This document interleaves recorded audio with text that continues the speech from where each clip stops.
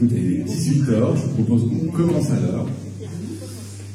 Très bien, donc je suis accompagné de gens que vous commencez à bien connaître, Christophe Robin, qui est maire adjoint en charge des affaires générales, donc c'est assez vaste, ça va effectivement des cimetières, à l'état civil, tout le fonctionnement de l'administration, Thierry Largan, conseiller municipal, Alexandre Lefebvre, qui est en charge des politiques environnementales, des espaces verts, naturels, des mobilités, Didier Hardy, en charge des espaces publics, en lien aussi avec la métropole, en lien aussi, en charge de la propreté et de la sécurité civile et routière, Marie-Claude Mazurier, que je ne présente plus, qui est en charge de l'éducation, jeunesse, petite enfance, tout ce volet-là. Alors, écoutez, ça fait plaisir de se revoir, parce qu'effectivement, les rencontres de quartier n'ont pas eu lieu pendant 2 ans, vous savez pourquoi. Donc, je réattaque ce cycle, je suis plutôt en train de terminer, puisque c'est plutôt un marathon d'une dizaine de rencontres de quartier, encore une demain dans cette salle, et puis j'en aurai encore une avec l'ensemble des commerçants de la ville, pour faire un point d'étape. Point d'étape effectivement de ce qui s'est passé, on s'en fait 2 ans, même si le cœur de l'actualité a été occupé par des sujets que vous vous doutez, mais aussi ce qu'on est en train de vivre actuellement. Et ce qu'on est en train de vivre actuellement, ne se déconnecte pas de la réalité de ce que vous pouvez entendre au quotidien dans les médias, à travers le moment difficile que vous traversez vous en tant que ménage, au niveau de pouvoir d'achat, facture énergétique, évidemment, vous vous doutez, qui est décuplé à l'échelle de la ville et qui nous pose énormément de problèmes. Alors avant d'aborder tous ces sujets-là, c'est important de faire un point sur les finances de la ville. Voilà, puisque évidemment, ça va être l'objet de partie de cette rencontre, c'est important de dire d'où on part. Alors d'où on part, la dette, toujours quelque chose qu'on regarde de près, ça donne un petit peu la santé financière de la ville. Donc Maromme n'a jamais été aussi peu endetté depuis l'après-guerre. On a constamment diminué la dette de la ville, malgré les nombreux investissements qu'on a pu faire sur la commune.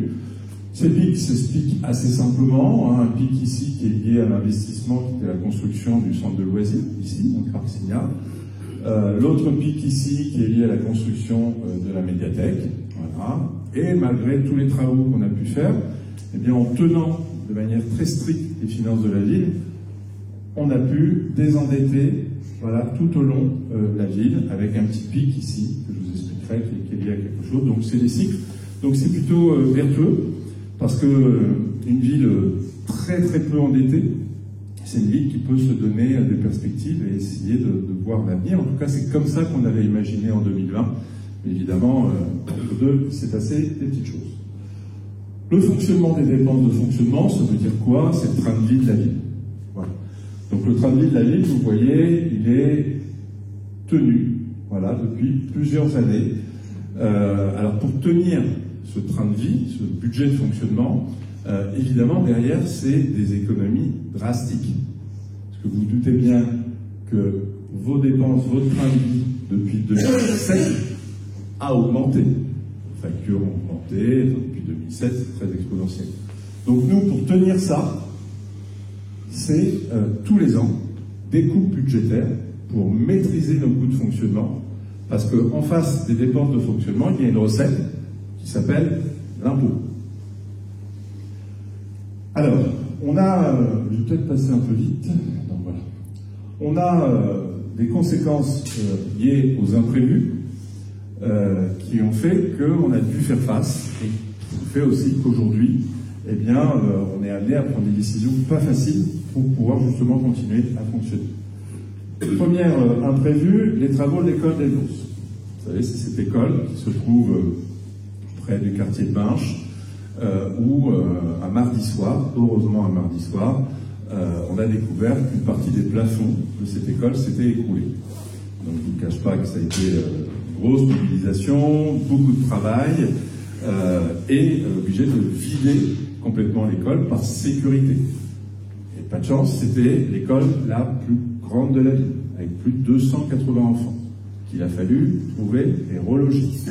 Heureusement, je salue quelques personnes du monde associatif ici, Les associations ont vraiment été super, ils ont joué le jeu, ils ont déménagé, ils sont répartis un peu dans toute la ville, donc on a pu récupérer la maison des associations pour remettre une partie des classes, ça suffisait pas. C'est pour ça que vous avez vu qu'on a mis en plus des Algeco, et on a dû s'attaquer aux travaux de l'école d'Elbauge, j'y reviendrai plus dans le détail. Un imprévu, excusez du peu, qui coûte comme ça, du jour au lendemain, 1 million d'euros, qu'il a fallu trouver. Ensuite, le point d'indice des fonctionnaires. Alors vous voyez, typiquement, et c'est un peu mon quotidien, il y a des décisions qui sont prises au niveau national, voilà, et que nous, maires, on doit appliquer et se débrouiller. Je vous donne un exemple, et ça c'est pas une question, je ne fais pas de politique ici, hein, droite-gauche c'est la même chose. Typiquement, en campagne présidentielle, cette année, un candidat dit, si je suis élu, j'augmenterai les fonctionnaires de 3,5%. Ce candidat gagne, plus ou moins est réélu, et puis on ne peut pas lui reprocher de faire ce qu'il a dit. Donc, il décide qu'au 1er juillet, c'est-à-dire 2-3 mois après son élection, d'augmenter les fonctionnaires de 3,5%. Alors, c'est une bonne chose, hein, ne faites pas dire le contraire, c'est sans doute pas assez, parce que pendant des années, ils n'ont pas été augmentés. Mais, c'est une décision qui est prise par un tiers, qui n'est autre que le président de la République, et c'est les communes qui doivent payer. Sauf que tout ça, c'est pas budgété. Parce qu'on vote nos budgets les décembre de l'année qui précède. Donc on n'avait pas budgété cette augmentation. Et c'était applicable au 1er juillet. Et donc il a fallu trouver les sous. Évidemment, il faut payer nos fonctionnaires. Et cette décision qui est prise par un autre que moi m'oblige à trouver 400 000 euros supplémentaires à effectif constant. C'est-à-dire, on pourrait dire, bon, disons, le maire est embauché, 400 000 euros de charge de personnel augmente. Non. Au nombre d'agents équivalents, les 3,5% d'augmentation des fonctionnaires décidés par le président de la République, c'est dans les caisses de Maroc, plus 400 000 euros. Le surcoût de l'alimentation, bon, bah, ça, c'est pareil qu'à la maison. Hein. À la maison, vous avez vu que l'alimentation, quand vous faites vos courses, a augmenté. Alors, vous imaginez pour une commune, hein, quand vous faites 6 repas dans la journée, de le matin, de midi, de le soir. Nous, sur le niveau de la ville, on produit 1100 repas par jour pour les enfants. Samedi, dimanche compris, puisqu'on fournit aussi pour l'établissement Les Fougères, qui se trouve dans la côte de Gerstein. Donc, une augmentation des denrées de 15%. Surcoût énergétique, et c'est là vraiment où on est en difficulté, à consommation identique, au nombre de mètres carrés identique, on se prend plus 200 000 euros d'électricité. C'est considérable, sachant que dans la loi de finances qui a été votée avec le 49.3, il est prévu que l'électricité, l'année prochaine, fasse x3, alors qu'elle a fait x2. Tout ça s'additionne. Sur la facture énergétique, je vous donne un exemple, que le complexe Paul Vauquelin, qui a les 3 gymnases, le stade, c'est plus 100 000 euros d'électricité. Alors on a une chance à Maroc, au niveau de la ville, pour certains Marocains qui en son temps avaient fait le choix, c'est qu'on a le réseau de chaleur biomasse. C'est-à-dire qu'à tout ça, pour les autres communes, hein, parce qu'on est tous à la même enseigne en France. Alors, il y a le congrès des maires là, ces jours-ci, c'est le sujet. Comment on va se sortir de tout ça? Et on a une chance, c'est qu'on n'a pas l'augmentation du gaz. Pareil, qui doit être à 52 ou 53% pour 2022, et qui va encore augmenter en même temps. Donc, on n'a pas de gaz au niveau de la ville, et c'est vraiment un plus. Vous dire aussi, sur ce point-là, que toutes les communes sont à la même enseigne, ça représente à peu près, on se parle de tous les maires de la métropole, à cause de la facture énergétique et des différents points que j'ai présentés là, on s'est tous pris à peu près plus 10% d'augmentation de fonctionnement. C'est à peu près ce qu'on s'est pris. Ensuite, un petit zoom sur le Covid. C'est vrai que j'ai l'impression que c'est derrière et que c'est passé. Et comme on se revoit depuis un petit bout de temps, il est important pour moi de vous le préciser. Sur la ville de Maroc, la facture du Covid, c'est un peu moins d'1 million d'euros. 1 million d'euros. Je vais passer par là, parce que tout le monde ne voit pas. Donc, on s'est pris l'absence de recettes. En fait, les services sont fermés, il n'y a plus de produits de recettes. Fournitures diverses, gel, masques. Vous savez qu'on a distribué des masques à toute la population, pas beaucoup de communes l'ont fait. Puis l'achat nombreux bien de gel hydroalcoolique. Les frais de personnel, à peu près 300 000 € de frais de personnel supplémentaires. Pourquoi? Tout simplement, quand vous avez un agent à risque, c'est-à-dire qu'il y avait une pathologie qu'il fallait pas qu'il vienne travailler parce que s'il a attrapé le Covid, ça pouvait être très dangereux pour lui, qui reste à la maison, heureusement et bien évidemment, et c'est normal, on le remplace. On a une deuxième personne. Cette deuxième personne, à un moment donné, elle attrape le Covid, on la remplace, on a une troisième personne, et pour un poste budgété, on en paye 3. Ça, fois à peu près 250 agents dans la ville, ça fait coût Covid, charge de personnel supplémentaire, plus 300 000 €. Est intégré dans tout ça aussi le taux d'encadrement dans les écoles. Parce que vous doutez bien, je ne me souviens pas, mais dans la restauration scolaire, à un moment donné, les élèves devaient manger l'un en face de l'autre sur une table. Les élèves de chaque classe ne devaient pas se croiser dans l'école. À la cour de récréation, chaque classe devait être parquée dans son espace. Pour organiser tout ça, il faut augmenter le taux d'encadrement dans les écoles pour que ça se passe bien. Et là, tout ça cumulé, le coût Covid, personnel supplémentaire, c'est 300 000 €. La prime Covid, décidée par l'État, voilà, le président de la République dit voilà, les fonctionnaires ont fortement contribué à ce que le service public puisse continuer à fonctionner, donc je vais valoriser ce travail en accordant une prime.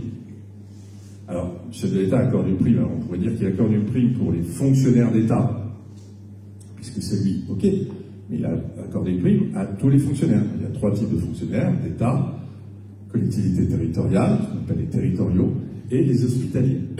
Bien, cette décision, c'est plus 30 000 € pour la commune.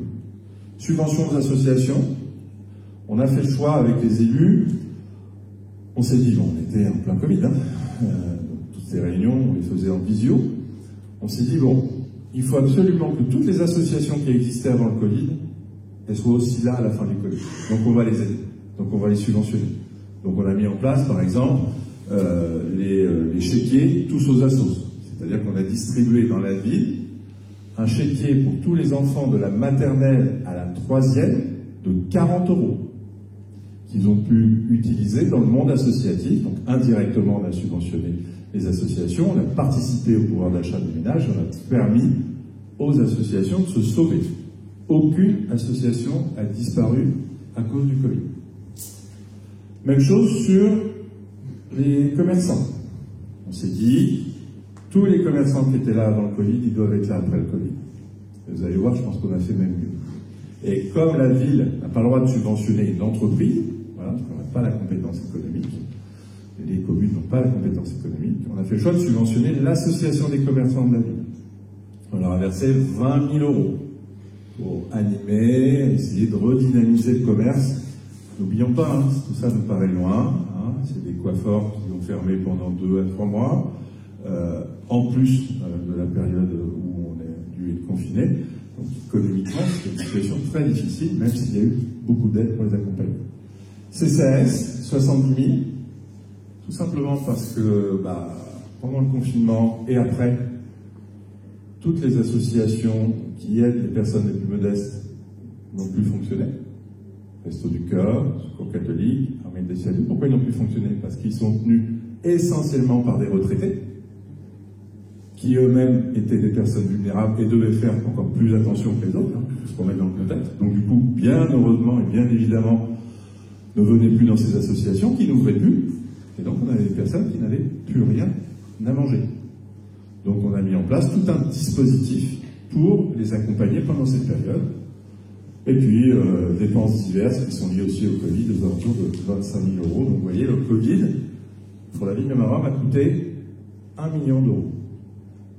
Les 1 million d'euros, on a pu les absorber, sans difficulté, parce qu'on avait une santé financière qui nous permettait de le faire. Ensuite, l'évolution des taux d'imposition. C'est pas un petit sujet.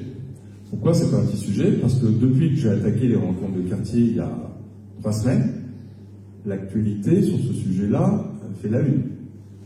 Vous avez vu que, j'allais dire toutes, une très très grande partie des communes augmente les impôts.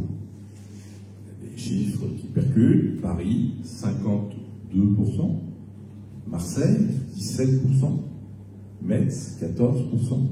Je vais vous faire la liste, même la Bretagne, ainsi de suite. Tout le monde augmente considérablement les impôts. Nous, sur la ville, depuis 2007, eh bien, les impôts stagnent. Il y a une légère petite régulation qui s'est faite en 2014, mais on n'a pas touché à la fiscalité. Alors là, vous nous dites, ce qu'il me raconte, le maire, je ne touche pas à la fiscalité, les impôts ils augmentent. Oui. Mais pour calculer vos impôts, il y a deux éléments. Il y a les taux municipaux et il y a les bases fiscales, qui sont les bases qui sont calculées sur la valeur locative. Les taux sont décidés par le conseil municipal, taux municipaux, on n'y a pas touché. Les bases, la revalorisation des bases est décidée par le gouvernement. En 2022, le gouvernement a fait le choix de réévaluer les bases de 3,5%. Donc, quand vous multipliez des bases qui font 3,5% par des taux qui ne bougent pas, mécaniquement, vos impôts augmentent du fait de la décision de l'État. La loi de finances, qui est passée avec le 49.3, donc là, c'est acte que les bases des impôts fonciers de 2023 vont augmenter de 7%, décidé par le gouvernement. Et ça, c'est un point important de cette soirée. Vous allez voir, je vais vous balayer un petit peu les mesures qu'on a été obligés de prendre. Pourquoi on a été obligé de prendre des mesures? Parce qu'on a, vous l'avez compris, nos dépenses qui augmentent. Pas suite à des décisions qu'on a prises, qui sont liées à un contexte, qui sont liées à des imprévus, qui font que les dépenses explosent dans toutes les communes de France état. Enfin, ces dépenses, vous avez des recettes. Et dans une commune, on n'a plus beaucoup de leviers. Plus de taxes professionnelles, il n'y a plus de taxes d'habitation, c'est la dernière année pour les plus hauts revenus, mais 90% des Mahorais n'ont pas payé de taxes d'habitation en 2022. Donc, quand vous avez plus que le foncier pour augmenter vos recettes, c'est le seul levier. C'est pour ça que toutes les communes augmentent leur foncier, parce que c'est le seul levier pour équilibrer. Parce que la loi m'oblige à présenter au conseil municipal, lors du vote du budget, un budget équilibré. Et pour équilibrer un budget, deux options. Vous augmentez vos recettes, vous augmentez les taux, vous diminuez vos dépenses. Avec les élus, je ne cache pas que quand on s'est mis autour de la table en septembre, beaucoup ont pris un coup au moral. Vous allez voir, les décisions qu'on était amenés à prendre sont extrêmement difficiles. Donc on a bossé plusieurs soirées, très tard, c'est notre job. Et on a décidé de sacraliser deux choses. De ne pas toucher aux subventions des associations. 50% des communes, des 71 communes de la métropole, vont baisser les subventions des associations entre 15 et 20%. Donc ça, on a décidé, nous, de ne pas y toucher. Deuxième point, on a décidé de sacraliser les impôts. On a décidé, le plus longtemps possible, de ne pas toucher au taux d'imposition du foncier bâti. Et une fois qu'on s'est dit ça, j'ai dit à mes petits camarades, eh bien, il va falloir tailler dans les dépenses. Parce que si on n'augmente pas les recettes, il va falloir sacrément. Alors les dépenses, vous allez le voir, c'est des mesures d'économie. Et c'est comme à la maison. Les économies n'atteindront jamais la proportion de l'augmentation qu'on a tous pris sur les énergies. Donc ça ne suffit pas, les économies. En plus, il faut décider d'arrêter des choses pour arrêter des dépenses et équilibrer les budgets. Donc, décision difficile. Diminuer les dépenses. On arrête tout dans la vie. On arrête tout. Plus de marron en fer, plus de moelle d'environnement, plus de marron glacé, Voilà. Tout ça, évidemment, j'ai les chiffres de chaque manifestation du coup. On maintient uniquement le forum des associations, cohérent avec ce que je vous ai dit tout à l'heure. Peut-être le bal du 14 juillet, le feu d'artifice. Quand je dis peut-être, c'est que je ferai le point au mois de mai où on en est. Si on a atteint l'objectif des diminutions des dépenses. Tout le monde est content. Alors, le bal du 14 juillet, si on est l'une des dernières villes à faire ça, c'est plutôt populaire et sympa. Par les temps qui courent, d'avoir des petits moments comme ça, c'est quand même important. Le feu d'artifice, tout le monde trouve ça merveilleux. À Maroc, on a toujours un beau feu d'artifice. Quand tout le monde applaudit, je dois être le seul à me dire, mais tout cet argent est parti en fumée. Donc il y a une question à se poser. On verra où on en sera. Colis Noël et excursion des seniors. Voilà, on maintient le colis Noël, qui va être distribué dans 15 jours qui viennent, et les excursions seniors. Mais j'ai réuni tous les seniors qui participent à ces excursions la semaine dernière, et je leur ai dit, OK pour maintenir. Par contre, je vous demande de prendre en charge les frais du car. C'est la ville qui payait. Tout le monde a dit oui, sans discussion, donc on maintient, mais à la condition qu'on répartisse les coûts des cars sur les participants, et tout le monde a dit ok, donc on va là-dessus. Séjour jeunesse, vous voyez, on essaye d'équilibrer, hein, c'est pas que les seniors qui font des efforts, c'est pas que les assos. Séjour jeunesse, vous savez que j'ai mis en place aux dernières vacances la possibilité à des jeunes de partir faire du rafting, partir faire de la plage, partir à la montagne, partir à la mer, ça c'est sympa. Ça a très très bien marché, donc on a décidé de maintenir. Donc, excepté ces choses-là, avec un point d'interrogation sur le 14 juillet, ça sera les seules choses qui vont avoir lieu sur la ville en 2023. Donc, dans la liste, puisque je vois certaines personnes qui sont concernées, vous ne voyez pas le banquet des enseignants. Décision difficile. Après, je reviendrai sur le contexte de l'ensemble. Les bâtiments municipaux. On ferme à chaque vacances scolaires. On a commencé en novembre. Les vacances de novembre, les vacances de décembre, les vacances de février, et peut-être les vacances de Pâques. On a décidé de fermer tous les équipements de la ville pour faire des économies de chauffage et d'électricité. On évalue cette économie à 180 000 €. Sauf la mairie, bien entendu, la médiathèque, les crèches, l'accueil de loisirs et la canopée, c'est la maison des solidarités. On en dira un mot tout à l'heure. Donc ça va nous générer des économies. Parce que même grâce à la chaufferie bois, si notre facture de chauffage n'a pas augmenté, vous connaissez la formule, la meilleure des économies, c'est l'énergie qu'on ne consomme pas. Donc on va essayer aussi de gratter à ce niveau-là. Économie d'énergie, justement, vous l'avez vu, puisqu'on l'a mis en place au 1er novembre, ça allait assez vite. Fermeture de l'éclairage public de minuit et demi à 5h30. Alors ça, on a réfléchi. On était la dernière commune à ne rien faire dans les 71 communes. On était la dernière. Les campagnes, Pélico, ainsi de suite, même Saint-Jean-Vaupalière, c'est fait depuis des dizaines d'années. Dans les grandes villes, ça avait tendance à ne pas être fait. Beaucoup de villes éteignaient tout sauf les grands axes. Voilà, il y avait un peu de tout. Mais nous, on était les derniers à avoir tout éclairé. Donc évidemment, bon, on n'arrêtait pas de me dire, alors c'est qu'en Maroc depuis 3-4 ans, j'étais pas fan de d'un tout. Toutes ces décisions-là, j'en ai aucune qui me fait plaisir, et je les prends tous à contre-cœur. J'en dirai un mot tout à l'heure. Donc j'ai dit, donc il faut y aller. Donc j'ai fait évaluer l'économie, c'est 19% d'économie d'électricité, hein, le fait d'éteindre toute la ville, voilà, de minuit et demi à 5h30. Alors, économie d'énergie, ça c'est sûr, mais pas que. C'est-à-dire, c'est aussi bon pour l'environnement, il faut le savoir. Hein, notamment tout ce qui est faune et flore, c'est plutôt positif quand il n'y a pas d'éclairage la nuit, pour le développement de tout ça. Autre décision, les températures dans les bâtiments. Donc cette décision a été prise. 19 degrés dans tous les bâtiments de la ville et 14 degrés dans les équipements sportifs. C'est extrêmement difficile. Vous doutez bien que quand vous êtes en kimono ou quand vous êtes en juste corps pour la danse, 14 degrés, c'est très très limite. Alors là, on n'est pas des Uberlus, hein.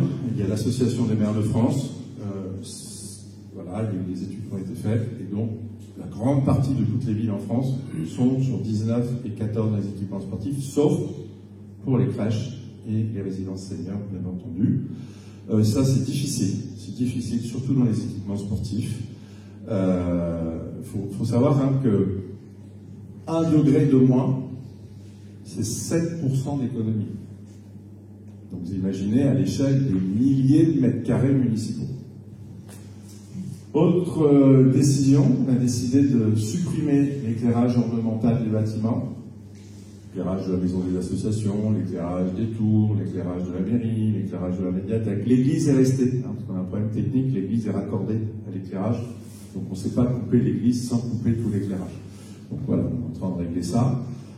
Et on est en train de peaufiner, hein, parce que certains, peut-être, on aura des questions à la fin évidemment, mais certains diront, bah, je ne comprends pas, ça allume là, ça allume là, on est en train de faire des tours de ville pour voir d'accord les points qui sont allumés.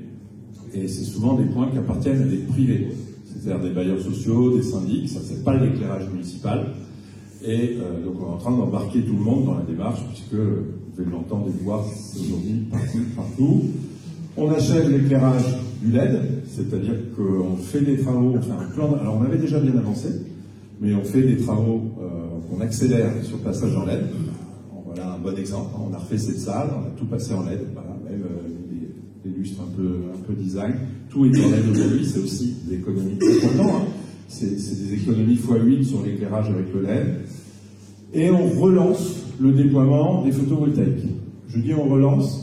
Parce que j'avais fait travailler les services là-dessus vers 2013, 14, 15, et que j'avais abandonné parce que ça valait pas le coup. Hein, tout simplement, sur le photovoltaïque, à l'époque, eh bien, la durée d'amortissement de l'achat du photovoltaïque, c'était la durée de vie du photovoltaïque. Donc, et puis, on était obligé de revendre l'électricité à EDF pour après lui racheter pour le bâtiment. Les choses ont changé. Évidemment, la durée d'amortissement est complètement différente, puisque vu le coût que l'électricité a explosé, donc du coup, il faut refaire les calculs, mais évidemment, c'est rentable. Et surtout, aujourd'hui, avec le photovoltaïque, vous pouvez consommer votre propre électricité que vous produisez. Donc c'est beaucoup plus vertueux. Donc on relance un plan de photovoltaïque. Là, on en parlait cet après-midi avec mon directeur. Donc on va regarder les sites les mieux exposés. On va surtout regarder les sites qui éclairent quand il fait jour. C'est souvent les équipements sportifs, les gymnases, les tennis, hein, qui sont un peu sombres, parce que ce qui est intéressant, c'est de produire et de consommer en direct, et on regarde tout ça, on relance un plan complet. Ensuite, les tarifs municipaux, c'est le seul levier, puisqu'on a décidé de ne pas augmenter les impôts, pour aller chercher un tout petit peu de recettes. Donc, on revoit la tarification des cantines scolaires, de l'espace culturel, de la garderie, du conservatoire municipal de musique, l'accueil de loisirs. Alors là, je dirais que c'est un mal pour un bien.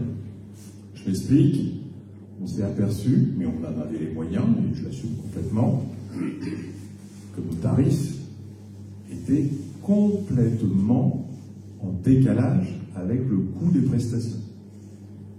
Plusieurs exemples, la restauration scolaire. Le prix que payent les familles aujourd'hui de la restauration scolaire, il est calculé sur un coût du repas de 2013. 2013. Maromme a une particularité, et ça on va continuer. C'est-à-dire que quels que soient les revenus, puisqu'on marche avec des quotients CAF, quels que soient les revenus dans cette ville, la ville prend systématiquement en charge 50% du coût du repas. C'est-à-dire que vous avez le coût du repas, et bien la ville elle en paye 50%, et à partir du 50%, on applique les coefficients CAF. Ça n'existe pas dans beaucoup de communes, on le maintient. Par contre, on réévalue le coût du repas, non pas 2022, parce qu'on n'a pas fini l'exercice, donc on le fait sur une année de référence qui va être 2021, et le coût du repas, entre 2013 et 2021, il est de plus 1,42 €. Et là, j'ai peut-être fait une erreur. J'ai fait l'erreur de ne jamais augmenter la cantine depuis 2013. Je pense que c'est une erreur. Parce vous voyez, il y a un écart qui est important. On aurait mis 2% tous les ans, on serait au prix que je vous annonce. Donc là, on va franchir la marche, c'est-à-dire qu'on va valoriser le coût du repas, le vrai coût du repas. Un coût du repas, c'est des fluides, c'est des agences, ces choses-là. Donc on va augmenter le coût du repas d'un 42. Mais, comme on prend 50% du coût du repas en charge, ça fera, pour les familles qui ont le plus haut coefficient CAF, une augmentation du repas de 70 centimes. On considère que le repas qui augmente de 70 centimes avec tout ce qu'on se dit en ce moment, c'est entendable. Et ce prix-là, on ne l'augmentera pas en septembre prochain. On va le faire en 1er janvier, mais en septembre, on ne remettra pas une augmentation. Donc voilà les décisions difficiles qu'on a à prendre, et qu'on est obligé de prendre et qu'on ne se posait pas auparavant parce qu'on y arrivait sans. Autre exemple, la garderie. La garderie du matin, 7h15, 8h30. La garderie du soir, 16h30, 18h. À Maroc, aujourd'hui, quels que soient vos revenus, quand vous mettez votre enfant avant l'école le matin, vous payez 40 centimes. Quand vous mettez votre enfant après l'école le soir, vous payez 75 centimes. Et évidemment, ce sont des prix qui sont complètement en décalage, et ça coûte bientôt plus cher de mettre en route la trésorerie qu'autre chose. Donc on va le réévaluer, mais on fait très attention, parce qu'à un moment donné, tout ça, ça va être cumulatif, et ça va finir par faire un peu beaucoup à la fin du mois. Donc on va l'augmenter légèrement. On est en train de regarder, il y a de grandes chances qu'on mette tout à 1 euro. Alors c'est une augmentation importante, 40 centimes à 1 euro, mais à ceux qui ont manifesté leur mécontentement, je suis là pour les prendre. Vous savez, je vais prendre plein de coups. Voilà, ça fait partie du job. Moi, je suis là pour donner un cap pour que cette ville ait toujours un horizon. Mais, ceux qui me diront c'est trop cher, moi je dirais, trouvez mieux ailleurs. C'est-à-dire que quand vous garderez votre enfant de 7h15 à 8h30 le matin, ça sera 1 euro. Quand on gardera le soir de 16h30 à 18h, ça sera 1 euro. Je considère que c'est encore entendable et que si on prend une nounou, on n'est pas du tout sur ces prix-là. Le conservatoire de musique, on va augmenter les tarifs de 5%, ça fait quelques euros, c'est vraiment tenable, parce qu'on a l'école de musique de la métropole la moins chère. C'est-à-dire qu'à Maroc, si vous avez des petits revenus, vous inscrivez à l'école de musique, on donne des cours de solfège, des cours d'instruments, on vous prête un instrument, et vous payez 60 euros l'année. Donc on est vraiment pas cher, donc on va mettre un petit pourcentage là-dessus. L'accueil du loisir, on est en train de regarder ça et d'affiner, parce qu'évidemment tout ça doit se faire avec la CAF, on n'est pas les seuls à décider. Donc tout ce que je vous présente là, avec les élus qui m'entourent, on a eu énormément de mal à prendre ces décisions. On ne partage aucune décision. On ne s'est pas présenté en 2020 au municipal pour faire ça. Non, comme ça on connaît depuis plusieurs années, c'est pas mon esprit, moi, ça. Mais mon esprit, moi, c'est d'être responsable. C'est-à-dire quand on est maire, on est responsable. Et on fait face à ses responsabilités. Et le moment qu'on vit, voilà, que je vous explique même pas, parce que vous connaissez, m'oblige, si on veut que Maroc continue à avoir un horizon, à mettre tout ça. Alors c'est vrai que j'ai un mot que je n'ai pas encore employé, je l'ai dit souvent dans les autres rencontres de quartier, tout ça n'est pas immuable. Je considère que 2023 est une année de pause. On appuie sur pause. Et je pense, en tout cas je mets tout en œuvre pour, que cette année 23 de pause doit nous permettre, en 2024, de relâcher le bouton pause et de refonctionner après. Alors c'est un choix que ne font pas d'autres communes. D'autres communes préfèrent continuer à maintenir le niveau de dépenses et pour le maintenir, d'augmenter les impôts. Nous, on s'est dit, vous savez, des fois, ça ne fait pas de mal de se poser des questions qu'on ne se pose jamais. Et ce moment-là nous oblige à mettre à plat des sujets auxquels on ne s'est jamais interrogé. Je vais vous donner un exemple. Forum des associations, je commençais quand même à y voir clair sur la situation. Pendant le forum, j'ai pris mon directeur des sports, j'ai pris mon adjointe au sport, je suis venu avec moi, j'ai pris mon pass de la ville. Donc tout le monde était au forum des associations, dans le gymnase de soir. J'ai été ouvrir le Grand Julien, c'est-à-dire un bled. Il n'y a personne dedans, il était fermé. Je rentre, le hall d'entrée, tout éclairé. Je passe dans les couloirs, tout éclairé.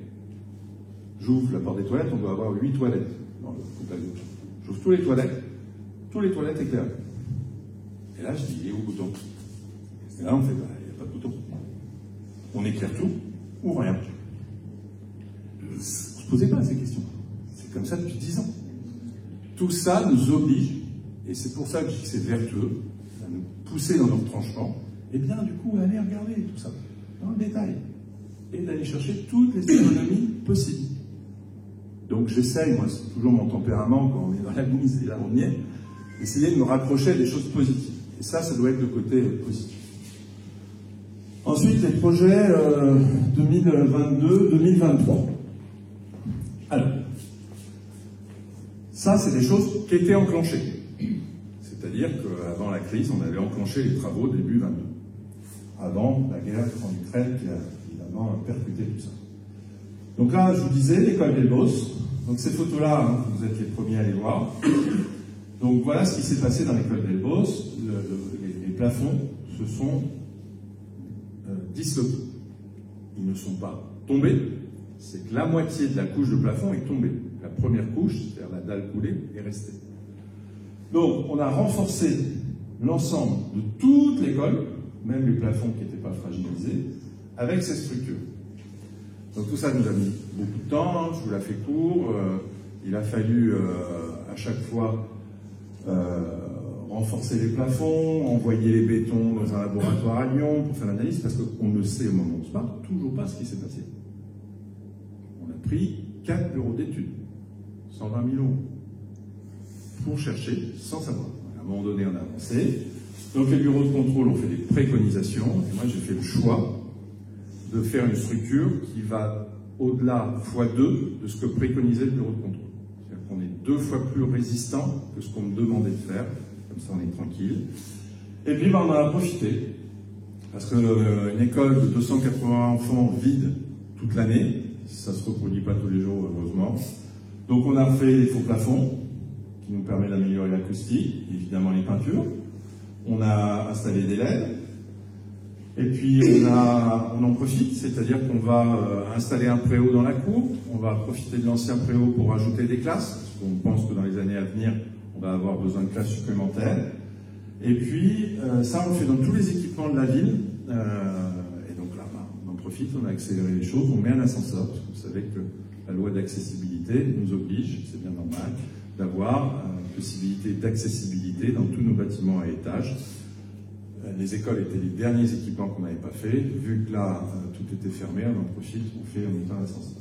Autre sujet, la réhabilitation de la maison de la jeunesse. Donc on a transformé en La Canopée, qui est un espace de vie sociale dans lequel on retrouve le plan local d'insertion et d'emploi, la mission locale, ce qu'on appelait le RSS 25 avant, psychologue, parce qu'on a décidé de recruter des psychologues, parce qu'on s'aperçoit, effectivement, on s'occupe beaucoup des enfants en difficulté, mais moi, j'ai dit à un moment donné, il va falloir aussi qu'on s'occupe des parents.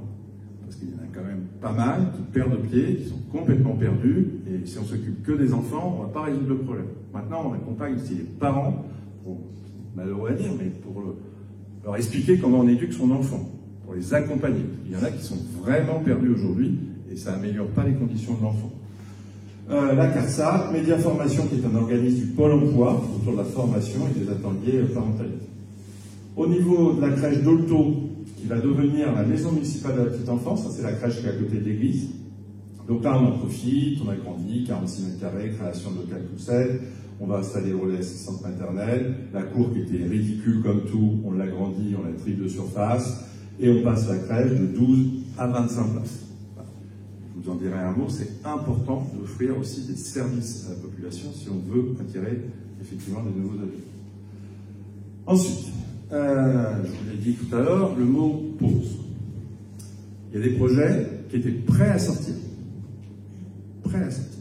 C'est-à-dire le projet de la mairie médiathèque, qu'on parle depuis 7 ans, le permis sera attribué à la fin de semaine prochaine. Donc on est prêt à commencer les travaux. Et j'ai dit non. On appuie sur pause. Alors ce projet, il a du sens. Hein. Je pense que c'est fini l'époque où Maroc pouvait avoir 2 mairies. Une dans la tour hôtel de ville et un dans le bâtiment emblématique qui ressemble à une mairie. Donc on a fait le choix d'avoir plus qu'une mairie. Donc les bureaux qui se trouvent dans la tour d'hôtel de ville seront vendus. C'est-à-dire qu'on a une promesse de vente, ça y est, on est d'accord sur le prix, pareil, on a juste à signer et c'est vendu. Et donc on récupère cet argent, on réinjecte évidemment dans le projet mairie et on remet tous les services dans la mairie, on aura enfin une vraie mairie. Et on en profite pour agrandir la médiathèque, puisque la médiathèque est un vrai succès. On a 3300 abonnés, ce qui est énorme dans une ville d'11 000 habitants. Pourquoi on appuie sur pause? Parce qu'on n'y voit pas clair. On n'y voit pas clair du tout. Qui sait dans cette salle ce qui se passe sur cette planète dans 15 jours? Qui sait dans un mois? Qui sait dans 6 mois? Qui sait dans un an? Aujourd'hui, les coûts des matières premières explosent. Commencez un chantier avec un prix, vous finissez le chantier avec un prix des matériaux qui peut avoir fait x3, voire x7 en fonction des matériaux. Aujourd'hui, les taux d'intérêt augmentent. La ville, en 2021, a fait un prêt à 0,45%. Aujourd'hui, il y a 15 jours, on a rencontré les banques, pour faire un prêt, c'est 3,2%. Aujourd'hui, on est au niveau des taux directeurs. Et on prédit que tout ça va augmenter. Donc, souvent cette image-là, les élus la connaissent par cœur. On est dans le brouillard. On est dans le brouillard. Et dans le brouillard, quand on est responsable, on lève le pied. Donc on lève le pied. Et quand la nappe de brouillard se lèvera, personne ne sait quand, eh bien on se donne de la capacité pour remettre le pied dedans et reprendre le rythme. Donc, ce projet-là, je vais quand même vous le présenter, parce que si je vous dis qu'il est prêt, c'est qu'il est vraiment prêt. Mais de temps en temps, eh bien, il faut savoir prendre les bonnes décisions, même si on est tous frustrés, parce qu'on a beaucoup travaillé sur ce projet. Moi, je pense que notre job, c'est d'avoir un horizon. Voilà. Moi, je considère toujours qu'un maire, des élus, on est en CDD. Moi, je suis en CDD jusqu'en 2026. Après, c'est vous qui déciderez ou pas si on prolonge le CDD. Mais on doit avoir la loyauté, en tout cas c'est comme ça que les élus de la République, je considère, doivent faire, qu'à la fin de mon mandat, le prochain maire retrouve une ville en ordre de marche, avec des finances saines, et qui puisse continuer à développer cette ville. On ne fait pas les choses pour soi, on fait les choses pour l'intérêt général. Et donc, face à ça, je trouve qu'il est prudent d'appuyer sur pause, sur les projets que je vais vous présenter. J'ai dit aux élus qu'on ferait un séminaire budgétaire en septembre prochain, 2023, parce qu'en septembre, on commence à y voir clair quand même sur... On a déjà fait les 7/12e de l'exercice budgétaire, on commence à voir. Et en septembre, en fonction de la situation, on enclenchera ou pas ce que je vais vous présenter. Donc, le projet mairie médiathèque, donc vous voyez, on remet une paroi vitrée devant, donc on met tous les bureaux à peu près des étages, les combles aussi, on met toute la mairie dedans. Donc ça, c'est l'entrée, vous voyez où c'est. On rentre dans le hall, là vous reconnaissez la médiathèque et son plafond. Donc on a grandi autour du séquoia, parce que là on a de la place et on a besoin de faire un plus grand espace pour les enfants. Donc là on va dans le fond de la médiathèque. Ici on crée une mezzanine, parce que ça nous manque d'avoir un espace pour vraiment faire des ateliers de travail au silence, ça nous manquait vraiment. Là c'est la partie de la salle Marianne, qui va maintenant faire partie de la médiathèque, où on crée un espace de coworking, pour les étudiants, les entreprises, c'est un espace qui est très recherché. Là, c'est un passage qui n'existe pas concret, on retraverse la serre. Là, vous allez voir la mairie, donc on ouvre toutes les ouvertures de la mairie où il y aura les bureaux. L'ascenseur, lui, ne bouge pas, il est toujours là.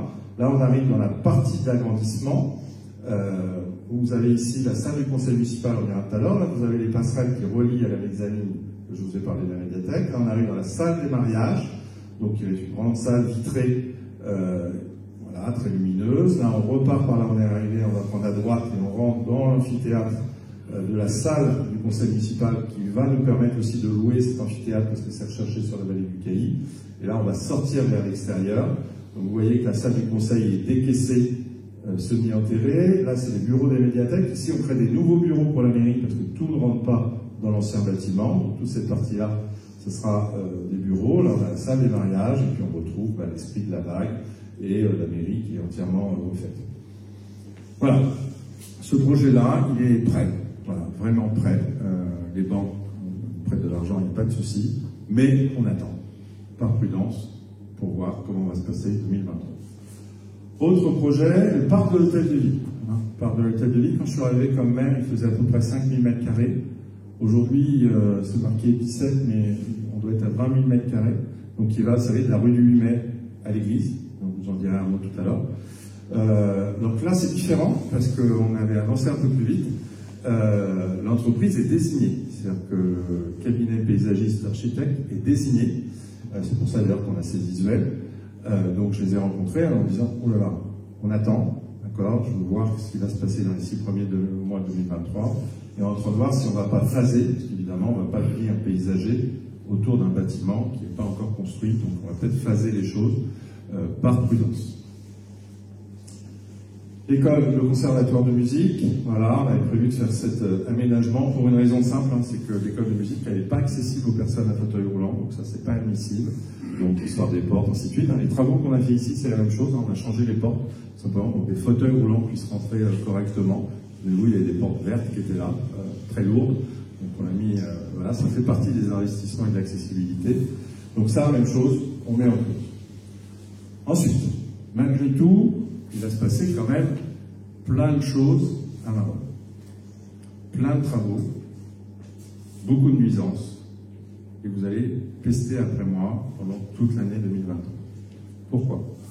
Je veux dire, on raconte le maire, on appuie sur pause, on ne fait pas les travaux, et d'un côté, il annonce qu'il va y avoir plein de travaux dans la ville. Tout simplement, quand j'ai vu ça, je me suis dit, eh ben, il va falloir qu'on se débrouille pour faire payer par les autres. Et donc, tout ce que je vous présente, j'ai obtenu, parce que la ville ne met pas 1 euro dans ce que je vais vous présenter. Ça sera 100% payé par la métropole. Donc du coup, on enclenche les travaux. D'autant plus que c'est des travaux astronomiques. Des travaux que personne n'a osé faire, qu'il faut à un moment donné faire si on veut continuer sur l'attractivité de la ville. Dans ces travaux, le parvis d'église, le parvis Jacques Hamel, un prêtre qui a été assassiné par les terroristes de Saint-Étienne-du-Rouvray. Alors, vous avez en rouge toutes les parties piétonnes. Vous avez en gris les voiries. Donc là, vous avez la rue de la République. Là, vous avez l'église. Là, vous avez le village des Aubépins, la maison de retraite. Là, vous avez l'école de musique. Là, vous avez le centre médico-social. Et là, vous avez la rivière. Donc, qu'est-ce qu'on fait? D'une part, on prolonge ce qu'on appelle la coulée verte.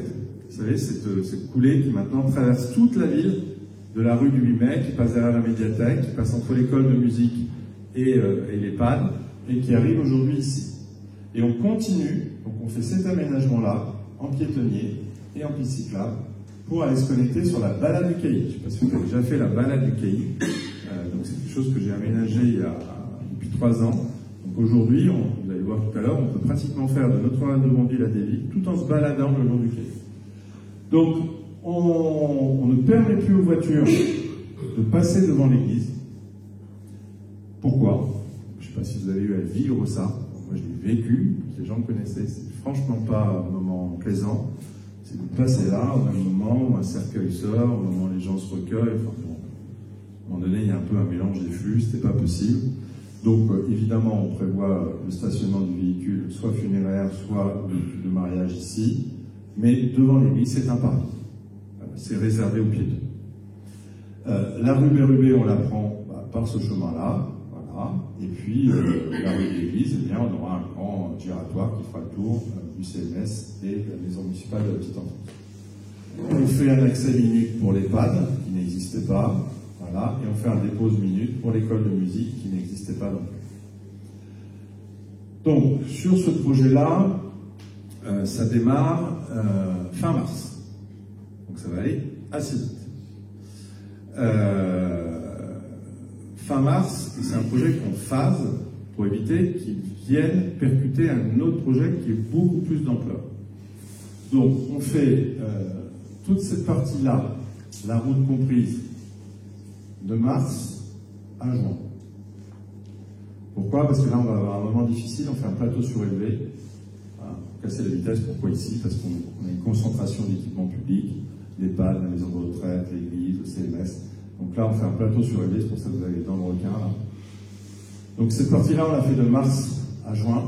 Et toute l'autre partie, on l'a fait de juin mi-septembre. Comme ça, les nuisances de circulation seront entre mars et juin. Donc ça, c'est parti, ça coûte 0 € à la ville. Ensuite, la rue des Martyrs. Donc là, je vous situe, vous avez la rivière, ici vous avez la maison Pélissier, là ici vous avez le rond-point Pélissier, ici vous avez la rue des Martyrs, avec ici la Nivelle. Gros chantier, extrêmement compliqué. Pourquoi on veut absolument finir la rue de la République avant le mois de juin? Tout simplement parce qu'à partir du 19 juin, qui est le jour de la fin de l'Armada, on ferme la rue jusqu'à fin novembre. Quand on m'a dit ça, j'ai fait non, c'est pas possible, on ne rendait pas compte. Donc on a fait une réunion, 2 réunions, 3 réunions, 4 réunions, j'ai continué à dire non. Puis à un moment donné, ils m'ont fait venir les chefs de chantier. Les chefs de chantier m'ont expliqué pourquoi c'était pas possible qu'on la maintienne. Alors, avant que je rentre dans le détail de ce phasage,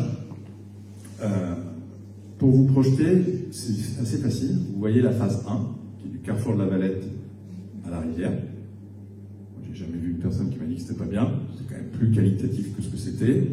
Réverbère, enrobé, piste cyclable, j'essaie de régler quelques couacs de circulation. Ben, c'est exactement la même chose sur cette phase-là. C'est-à-dire que la piste cyclable, elle reste du même côté. Le trottoir, les réverbères, c'est les mêmes. Et là, on fait sauter le rond-point, tout simplement parce qu'un rond-point sur lequel les voitures sont bloquées, ça ne sert à rien. Donc on met un carrefour à feu. Et on continue ici avec la piste cyclable, et le stationnement, lui, reste toujours du même côté, comme la phase 1, avec les arbres et les pots de feu. Donc pourquoi on n'arrive pas à la maintenir ouverte? Tout simplement parce que c'est la partie la plus pincée de tout le linéaire de la rue des Martyrs, et que quand on intervient ici, la pelleteuse fait une gyration à 280, elle passe sur l'autre fil, et que l'autre fil, ce serait extrêmement dangereux de la maintenir. Sachant que si on maintient la circulation ne serait-ce que sur une file, le chantier passe de 6 mois à 9 mois. Donc moi j'ai cette habitude, je dis souvent, je préfère faire une injection avec la seringue pleine que faire 10 petites injections. Se rajoute à ça une mauvaise nouvelle il y a 15 jours avec le pont ici, puisque des sondages ont été effectués il y a 4 semaines et qu'il est extrêmement urgent d'intervenir sur le pont du Cailly. Et que dès le 19 juin, le pont ici est fermé à la circulation. On n'a pas encore les nouvelles. Elles ne sont pas bonnes et on ne sait pas si elles seront dramatiques. C'est-à-dire qu'aujourd'hui, on ne sait pas si on va être obligé de démolir et de reconstruire le pont, qui est le même pont depuis 1820. Donc un pont construit pour passer des calèches. Imaginez ce qui passe aujourd'hui. Donc les études de structure du pont font que les techniciens sont extrêmement inquiets. Alors, on ne veut pas noircir le tableau. D'autres, vous devez voir des sondages. En ce moment, il y a des sondages qui sont faits pour précisément savoir ce qu'a le pont et ce qu'il faut faire. Donc, le phasage, ça se passe comment? Donc, on a ce pont. Aujourd'hui, on me dit 3 semaines fermées. Alors, qu'on soit bien clair, hein, tout ce que je vous dis là, c'est pas la lubie du maire. Moi, je me repose sur les sachants. Je m'entoure de gens dont c'est le métier. Les ingénieurs, les techniciens, les bureaux d'études, les bureaux de contrôle. Je fais la synthèse de tout ça et je prends mes décisions. Mais moi, je ne suis pas plus malin qu'un autre. Je ne suis pas ingénieur. J'ai du respect pour ceux qui savent. Donc, j'applique ce qu'on me dit de faire. Donc, si on me dit le pont, il faut le fermer plus, évidemment, on le fermera plus. Donc, on a une période extrêmement difficile que je souhaite avoir sur juillet-août, c'est la fermeture de ce pont. Et une déviation assez conséquente. Et donc, j'ai demandé à ce que, pendant que ce pont est fermé, qu'on en profite pour faire toute cette partie-là. Une fois que cette partie-là est faite, on ferme ici, jusqu'à la minuit, pendant 4 mois. Pourquoi 4 mois? Parce qu'il faut refaire tout ce qui est en dessous. des réseaux d'eau. Le problème de ces trucs, c'est que personne n'a osé y aller. Et donc, ça fait 80 ans qu'il n'y a pas de travaux dessous. Et tout est en état lamentable. Il y a encore des tuyaux en céramique dessous, qui sont archi percés, évidemment, tout s'est écrasé. Et donc, il est évident qu'avant de faire le dessus, il est quand même plus intelligent de faire le dessous. On n'est pas prêt d'y revenir. Donc, on refait tout ce qui est assainissement. Enfin, assainissement, ça va encore. Donc, concrètement, ces travaux-là, je vous ferai des réunions, évidemment, avec les habitants. Je commence dès la semaine prochaine, tous les soirs. Concrètement, c'est des travaux qui démarrent le 19 juin et qui se terminent le 30 novembre. On s'en sort pas si mal, parce que la première partie de la Valette à la rivière, les travaux ont duré 18 mois. Parce que les travaux d'assainissement pour récupérer les eaux de puits de la Maine et éviter que la vallée soit inondée, on a passé des tuyaux, des réseaux d'1,20 m, plus des grandes pièces tampons sous les carrefours, enfin tout ça a été... Là, on en a un peu moins. Donc, ce qui fait qu'on arrive à caser ça en 6 mois. Ça va créer des nuisances. Et vous comprenez pourquoi on fait la rue de la République avant d'attaquer ça. Parce qu'évidemment, on laisse avec cumulé. L'objectif, c'est que tout ça, effectivement, soit qualitatif et que ça fasse beau centre-ville.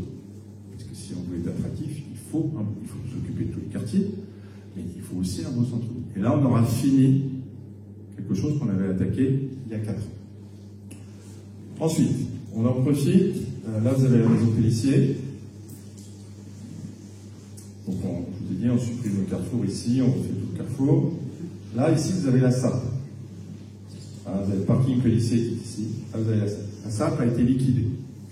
Donc, j'ai saisi cette opportunité. Donc, comme je vous ai dit qu'on était vigilant sur les finances, je me suis débrouillé pour faire acheter cette emprise par la métropole. Donc, la métropole a racheté cette emprise, va démolir assez vite dans les prochaines semaines les hangars. Et je vais proposer aux habitants de la rue des Martyrs de venir se garer là tranquillement, avec un portail, voilà, parce que évidemment l'accès chez eux va être compliqué pendant la phase chantier, parce que les habitants, c'est les commerçants. Et là, ça me fait beaucoup moins rire, parce que les commerçants, ça va être très compliqué pour eux, donc pareil, je les reçois tous un à un dans mon bureau. Donc là, ici, on fera ici, c'est pas pour construire, c'est-à-dire qu'on va faire un grand parking, un peu du style de Saint-Just, voilà, parce qu'on a besoin de stationnement dans la ville. Ensuite, la réhabilitation des friches. Voilà, c'est l'histoire de la ville. Historiquement, vous connaissez l'histoire, entreprises de textile, de manufacture, de papier, ont tous fermé, et on se retrouve avec des friches énormes dans la ville depuis des années et des années. Alors certains, j'entends, me disent, mais monsieur le maire, il fallait acheter et faire un parking. Pas si simple, pas si simple. Je vous donne l'exemple de Sénart. Sénart, donc vous êtes face à des liquidateurs judiciaires. Parce que c'est des entreprises qui ont fait faillite. Liquidateur judiciaire, il n'y a qu'un objectif, c'est de vendre pour rembourser les dettes. Là, Sénart s'est vendu 1 200 000 euros.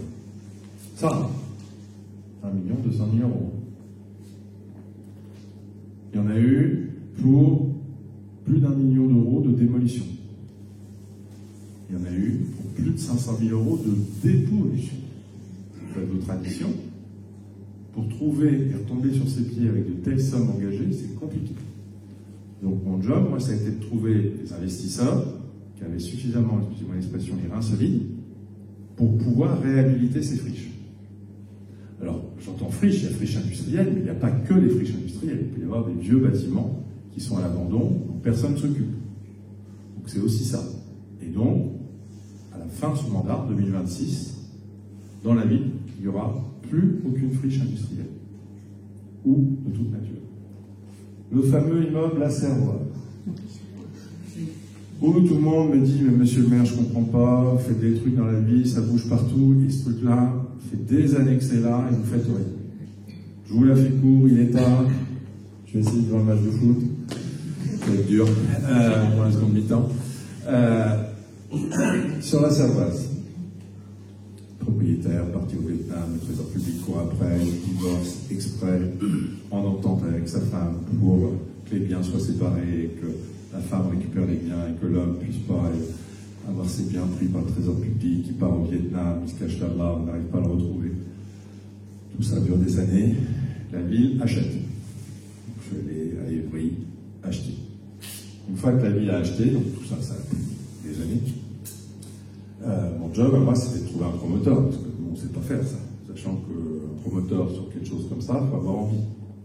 Donc j'ai essayé de trouver un bon, et donc j'ai trouvé un investisseur pour construire une résidence étudiante. Donc tout ça, c'est une résidence étudiante. C'est quand même le meilleur endroit pour faire une résidence étudiante. Pourquoi? Parce qu'à l'intérieur, vous partez sur Pasteur, et avec la ligne 10 maintenant, vous partez sur la fac. Et vous avez la gare SNCF qui est juste en face. Donc ici, il y aura un petit passage, on le voit ici, là, une petite voûte, qui donnera toujours accès au parking qui est derrière. Quelques commerçants, évidemment, des logements ici. Entreprise Tiffin. Alors là, c'est pas trop de mauvaise nouvelle. Hein. L'entreprise Tiffin n'a pas fermé, mais elle a déménagé, parce qu'elle était dans des locaux de droit de s'écrouler. Et la famille Tiffin, qui est une famille mahoraise, a vendu à un promoteur où se sont construits 40 appartements. Il y en a déjà 40 qui sont livrés, là, sur l'autre côté de la rivière, c'est derrière le lycée Palissy. Et là, il démarre la construction de ceci. Ensuite, c'est les anciens services techniques, qui étaient aussi une ancienne fonderie, métallerie, que la ville avait racheté il y a plusieurs années. Donc nous, on a rasé, parce que les agents municipaux travaillaient dans des conditions déplorables, donc je les ai installés à la main sur le Pixel. Et on y reconstruit ici ces logements, donc qui sont que des duplex. Hein. Vous avez jardin en bas, chambre en haut, pièces de vie sur les terrasses, chambre en haut. Et avec un retour qui va aussi de l'autre côté sur le 80. Cette opération-là est un petit peu particulière. C'est que cette opération-là, elle me permet de régler une bonne fois pour toutes le problème des derniers immeubles du quartier La Commune. Vous savez, rue Binche. Rue Binche, on a construit des nouveaux immeubles qui s'appelle le quartier Simabeil. Donc on a rasé la moitié du quartier La Commune pour sortir ce quartier. Mais il reste l'autre moitié. Les vieux immeubles, il en reste 4 encore. Donc l'opération consiste à construire ces logements. Donc déjà, dans les 4 immeubles du quartier La Commune, quand les gens déménagent, on ne met personne. Donc ça se vide naturellement. Et ce projet-là démarre en mars-avril, et les gens qui resteront dans les immeubles du quartier La Commune, les 4 seront prioritaires pour venir habiter ici. Un petit changement. Et après, on rasera les 4 immeubles du quartier La Commune d'en marche pour construire des maisons à acheter. L'idée, hein, c'est vrai que je ne l'ai pas dit, tous les projets immobiliers que vous voyez là, il n'y a pas de logements sociaux. On a pris une délibération en 2017, Maroc ne peut plus construire de logements sociaux. C'est que de l'accession. Je considère qu'on a fait notre part, que les autres communes fassent aussi bien que nous, et après on verra. Les logements qu'on a, on s'en occupe, on les réhabilite, on les isole, on les améliore, mais on n'en fait pas plus, je pense qu'on a notre part. Et maintenant, on fait de l'accession, ce qui permet de mettre de la mixité dans la ville, et c'est important. Ça, c'est un projet que vous connaissez, c'est Cocoon. Donc, c'est là où on avait ici, à Pierre-Sauvray, une teinturerie. Ici, on avait l'ancien local de la Poste, tout arrivé maintenant sur la mer. Et donc ici, on construit Cocoon, qui est la résidence senior avec Lévi Habitat. Là, c'est une résidence senior à acheter, tout est vendu. Et ça, ce sont des maisons. Donc, il y a 18 maisons qui ont été aussi vendues. Donc ça, bah, vous voyez, les grues, hein, c'est parti. Et ça sera terminé à l'été 2024. Alors, pour votre info, il y a 125 logements.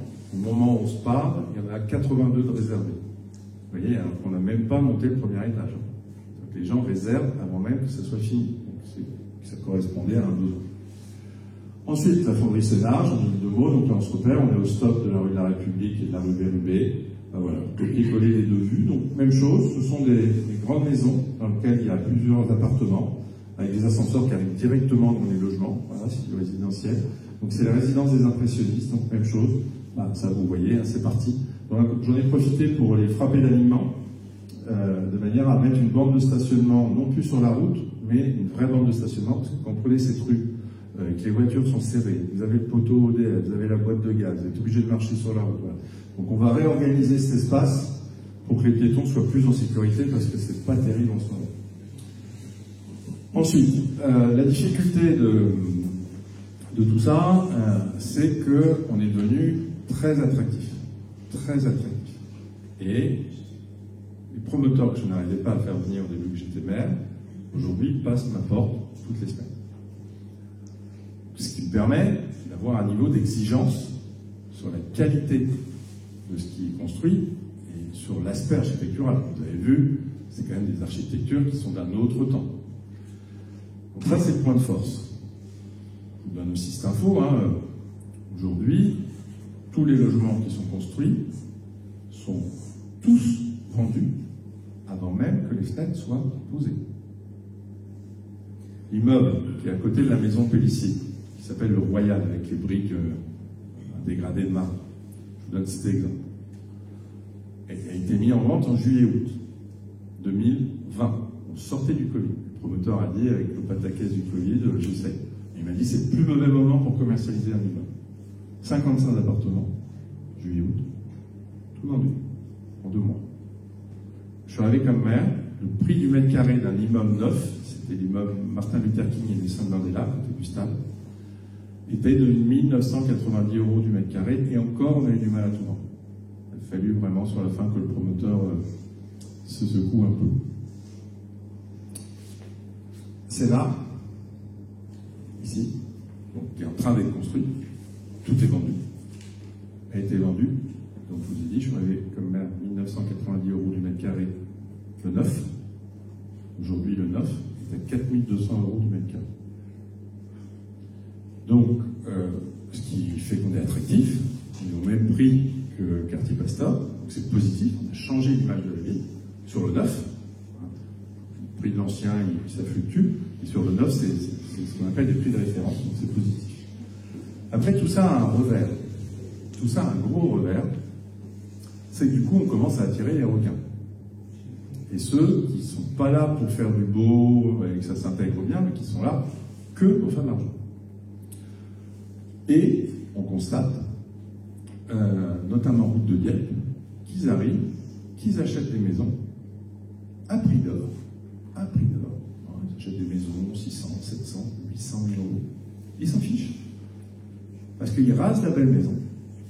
Et ils font 30, 40 appartements. Et ils font une belle opération financière, même en ayant acheté la maison chère. Donc, j'ai eu écho d'une situation, j'ai eu écho qu'une deuxième se préparait, qu'une troisième se préparait. Et là, j'ai fait, il faut vite qu'on reprenne la main. Sans dénigrer aucune commune, il y a d'autres communes où ça s'est fait grignoter beaucoup comme ça. Donc, j'ai regardé et j'ai vu qu'ils s'en sortaient financièrement parce qu'ils montaient assez haut. Ils faisaient ce qu'on appelle du SDP. SDP, c'est la surface de plancher. Plus vous faites de la surface de plancher, plus vous commercialisez, plus vous gagnez d'argent. Et dans le centre-ville, dans la vallée, dans la ville basse, vous avez, au niveau du plan local d'urbanisme, la possibilité de construire jusqu'à 17,50 m. 17,50 m, c'est l'immeuble du Pôle emploi ou des Martyrs. Voilà, il fait 17,50 m. Donc vous faites de la surface de plancher parce que vous montez. Et donc vous faites de la rentabilité. Donc pour contrecarrer ça, on va prendre une délibération au conseil municipal, au prochain conseil municipal, et je vais changer le zonage du plan local d'urbanisme. Et dans ces secteurs, je vais, comme dans le vôtre d'ailleurs, le vôtre est comme ça, je vais interdire les constructions de plus de 11 mètres. Et là, ça change tout. Parce que 11 mètres, c'est ça. Et là, la rentabilité s'écroule. Parce qu'à 11 mètres, on met moins de surface de plancher. Et on peut acheter les maisons moins chères, et donc du coup, on ne peut pas forcément les avoir. En plus de ça, on se bat pour faire tomber les permis de construire, de manière à ce que ça ne se réalise pas. Et sachez-le, le maire, c'est pas le shérif de la ville. Le maire, c'est le bras armé de la République, il est là pour appliquer les lois. Et quand un promoteur et un architecte respectent le plan local d'urbanisme, j'ai rien qui m'autorise à ne pas le signer. Je pourrais faire mes gros bras en disant non, je ne signe pas, tribunal administratif, ça dure pas longtemps, et perdu. Il faut respecter le plan local d'urbanisme. Moi, je suis là, un maire, il est là pour veiller à ce que les lois de la République soient bien appliquées dans sa commune. Donc, on se donne cet outil-là, et donc ça nous permet de reprendre la main sur ces promoteurs qui sont, je trouve, un peu trop gourmands. Et donc, je considère que les projets que vous avez présentés là, pour moi, il ne doit pas y en avoir d'autres. La ville, on la reconstruit sur la ville. C'est-à-dire qu'on reconstruit la ville sur les friches industrielles. Il n'est pas question de raser des maisons pour construire des immeubles. Il n'est pas question de construire dans des champs, de construire dans des parcs. C'est pour ça aussi que j'ai fait classer tous les espaces naturels de la ville. Ils sont inconstructibles. Quand je suis arrivé comme maire, il y avait un projet de lotissement dans la côte du Val-aux-Dames. Il y a le cimetière d'un côté, puis de l'autre côté, il y a un herbage. Là, il y a un projet de lotissement. Donc, j'ai fait classer tout cet espace naturel en zone N, comme nature. On a fait classer toutes les forêts, qui n'étaient pas classées. J'ai fait classer toute la rivière du Cailly, qui n'était pas classée. Donc aujourd'hui, excepté sur les friches industrielles, on ne peut plus construire, sauf si certains vendent leur maison. Sachez que ce que je vous parle sur la ville basse est en train de se passer dans nos quartiers. C'est-à-dire que certains d'entre vous, qui ont des parcelles, sont démarchés avec les voisins pour vendre, quartier là, pour vendre et construire des petits immeubles. Et que certains réfléchissent quand même. Ils ont des euros dans les yeux. Donc ça doit nous permettre de contraindre. Je donne un exemple. Là, on a planté des pommiers dans le quartier juste ici, ce grand espace. On est régulièrement démarché, parce qu'ils regardent le cadastre, ils voient que ça appartient à la ville, pour nous l'acheter, construire un petit immeuble. Et évidemment, il y en a hors de question. Mais moi, j'ai pas la main sur les propriétaires, parce qu'en France, et tant mieux, la propriété privée est extrêmement protégée. Vous faites ce que vous voulez chez vous. Plutôt sympa. Donc moi, j'ai pas forcément la main. Sauf qu'il faut respecter le code d'urbanisme. Donc voilà la vigilance qu'on a absolument sur la situation. Après, l'attractivité, alors c'est plutôt positif, hein, on est vraiment sur une bonne dynamique, l'attractivité est plutôt bonne. Donc là, un projet, le moulin à coudre, bon, vous connaissez la poudrerie royale, vous connaissez tout ce qu'on a fait, donc c'est des choses qui ont bien avancé. J'arrive jamais à lancer la vidéo, c'est pas grave, j'enchaîne. Ensuite, la dynamique du commerce. Alors ça, c'est assez surprenant. Je ne casse pas que Maxime Morlaix, qui est mon directeur de cabinet, quand je lui ai demandé de préparer tout ça, je dis voilà, il faudrait faire la liste des nouveaux commerces, j'ai l'impression qu'on a quand même un petit paquet. Quand j'ai vu la liste, évidemment tout ça est vérifié, depuis 2020, voilà tous les nouveaux commerces de la ville. Depuis très longtemps, il n'y a jamais eu dans Maroc aussi peu de cases vides. Jamais. On a toujours le centre commercial plein sud, mais j'avais fait une réunion ici, on était tous nombreux et on sait pourquoi c'est vide. Voilà. Il faut peut-être s'adresser aux propriétaires qui font des loyers astronomiques et à la copro qui a des charges démentielles. Mais en tout cas, ici, on a une dynamique qui est plutôt bonne et qui ne cesse d'augmenter. J'avais encore un cordonnier dans mon bureau lundi qui veut s'installer à Maroc. Pizzeria, bah, on n'a pas mis à jour. Hein. J'ai testé pour vous vendredi midi avec Didier. Une pizzeria qui s'est installée. On a un poissonnier. Aujourd'hui, trouver des communes où il y a un poissonnier qui s'installe, un petit peu en pleine crise, parce que le poisson est toujours cher, c'est pas évident. Donc tout ça est plutôt positif. Alors on a des points noirs. Hein. On a notamment 2 boutiques à l'extrémité de la rue de Binche, cassette vidéo et l'ancienne couturière. Bon, bah, moi j'ai toujours vu vide, hein, donc bon, c'est pas le fait d'aujourd'hui. Puis on a le centre commercial plein sud, évidemment. On avait fait une réunion, on était nombreux ici, j'avais fait venir les propriétaires, le syndic, on avait plein d'explications.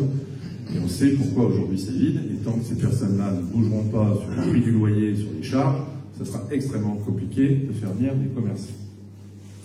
Ensuite, les transports. Alors sur la Maine, je me souviens des rencontres de quartier où on me disait « Monsieur le maire, on n'a plus de médecins, il nous faut des médecins. » Vous avez des médecins, vous avez des kinés, et j'ai réussi à ce que la pharmacie ne parte pas ailleurs.